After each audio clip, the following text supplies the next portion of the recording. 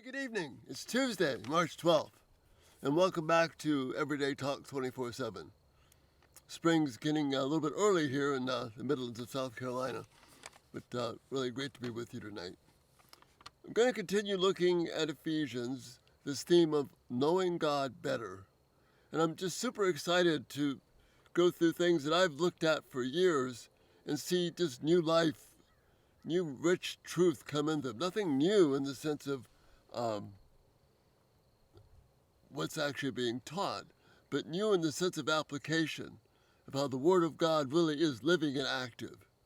And as we study it, as we live it, as we work through it, as we trust God, as we know God better, the Word becomes richer and just pours itself out to us. So I pray that we'll see that tonight. Tonight the title is How to Use Anger for Good. Anger is a powerful thing, but it's an attribute of God. It's a communicable attribute of God. That means that it's an attribute that God gives to us. The only issue is, how do we use it? Do we use it in a way that honors Him, to bring about good, or do we use it in a way that honors us, which does nothing any close to good? It only does everything but good. Paul has good words for us to say. I think it's a familiar passage. You've probably heard this, I don't know how many times, but listen to what he says in Ephesians chapter 4, verses 26 and 27. Be angry and do not sin. Don't let the sun go down on your anger, and don't give the devil a foothold, an opportunity. Typically, the opening words here, be angry and do not sin, sometimes are, it gets translated in such a way that when you're angry, do good. Don't let the anger get a hold of you. And that's true. But the translations of some of our good ones say this: be angry and do not sin. It's two things. So the first thing is be angry.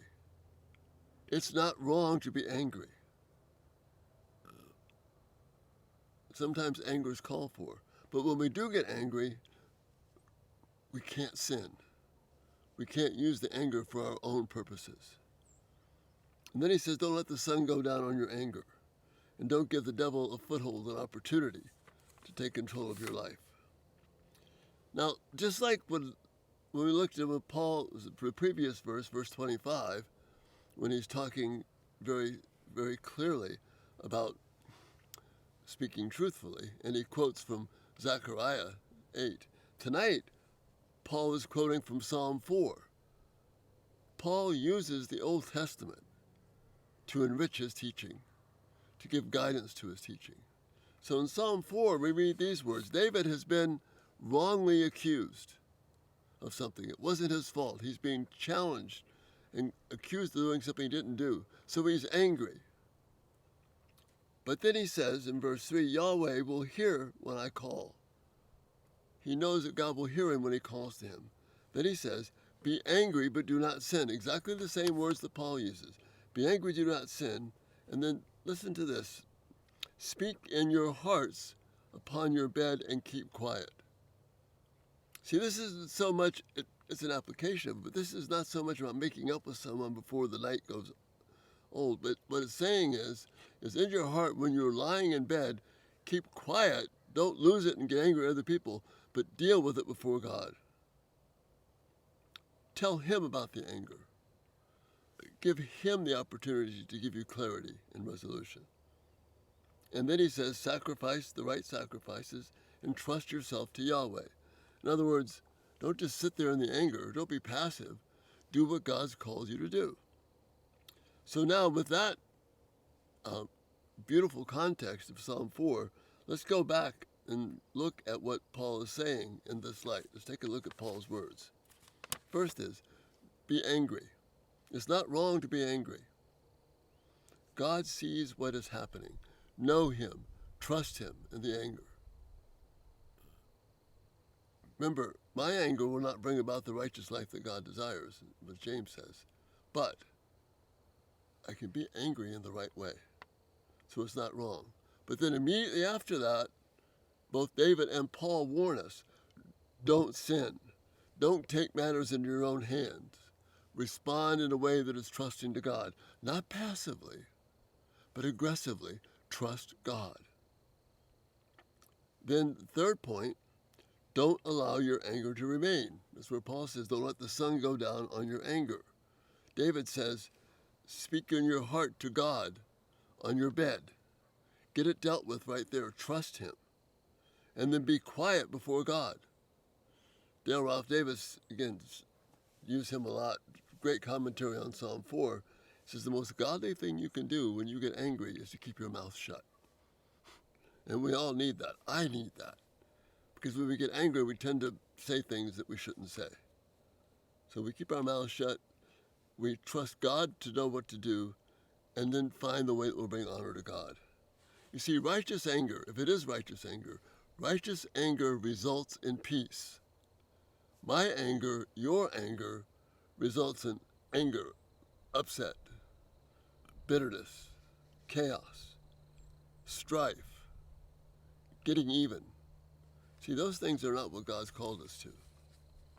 Righteous anger, if we do what God's called us to do in his way, then that righteous anger will result in peace. That's how anger can do good for you and me. And then lastly, Paul says, don't give the devil space in your head. In other words, don't give the devil a foothold, a place to put his foot, a place to hang out. Don't let him stay with you. Don't let him hang around past the evening. That's what Paul and David are trying to tell us. Don't let your anger run past the evening. Because if you do, you're inviting the devil in. You're inviting him to wreak havoc upon you. That's what we're being warned against here. We want to avoid bitterness.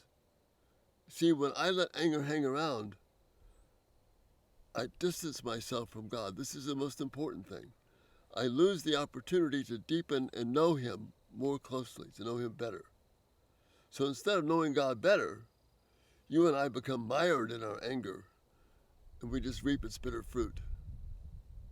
And we're hurt, and the people that we love hurt. But here's the positive things we can do with this. This is what Paul is giving us. You can leave room for God's vengeance. Leave room for God's vengeance. We see that in Romans 12. God knows what's happening. You can know him and trust him. He'll make things right.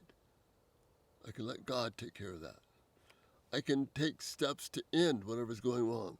If there's abuse going on, you're not supposed to take it. You find ways to get out. Get people to help you get out. We're not supposed to live in abuse. Find a positive way to end the abuse. Don't just sit there and be sullen and be upset and be angry and then feel bad you're being angry and let the cycle, repeat. Take steps. Go to the authorities. Go to someone. Get help. Don't let the abuse continue. You can return good for evil. Again, drawing from Romans 12. I can be aggressive.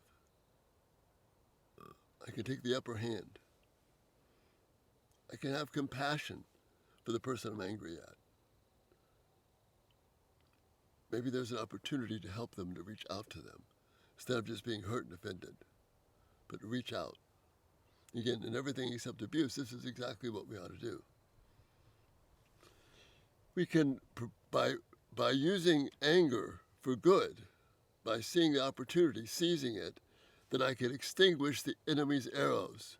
Remember, Paul's going to talk more about this in chapter 6 of Ephesians. The enemy is shooting arrows at you and me all the time.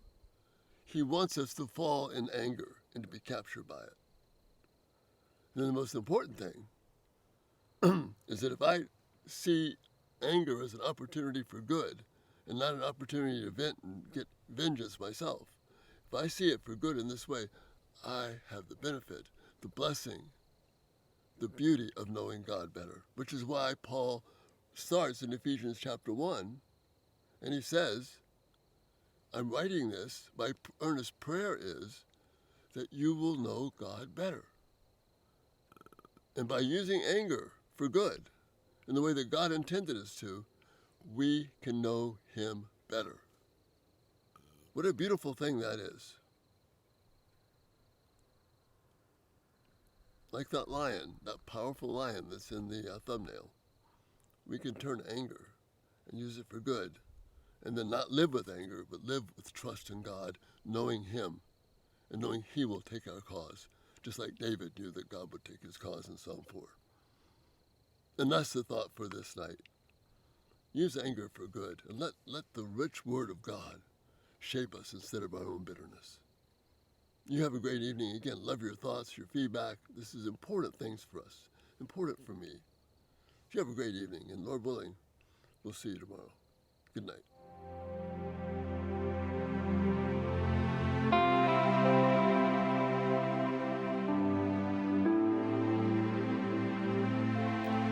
Thank you for watching. May God richly bless you as you seek to live for His glory.